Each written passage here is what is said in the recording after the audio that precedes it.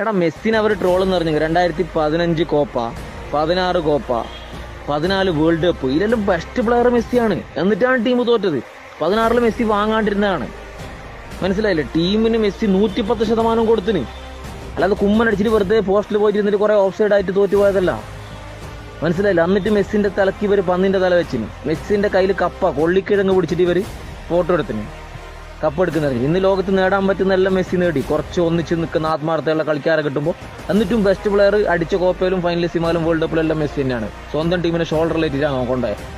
പിന്നെ എല്ലാവരും ഇമ്പോർട്ടന്റ് ഘടകമായിട്ടുണ്ടാവും. അത് ആവാണ്ട് ജയിക്കില്ലല്ലോ. എമി കളിക്കേണ്ടത് എമി കളിച്ചിട്ടുണ്ടാവും, ഡിമാരിയ ഗോൾ അടിക്കേണ്ടത് ഡിമാരിയ അടിച്ചിട്ടുണ്ടാവും, എൻസോ അടിക്കേണ്ടത് എൻസോ അടിച്ചിട്ടുണ്ടാവും. 11 കളിച്ചെങ്കിലേ കളി ജയിക്കുള്ളൂ. പക്ഷെ മെസ്സിയാണ് ബെസ്റ്റ് പ്ലെയർ. അതുകൊണ്ടാണ് മെസ്സിക്ക് ബെസ്റ്റ് പ്ലെയർ അവാർഡ് കൊടുത്തത്.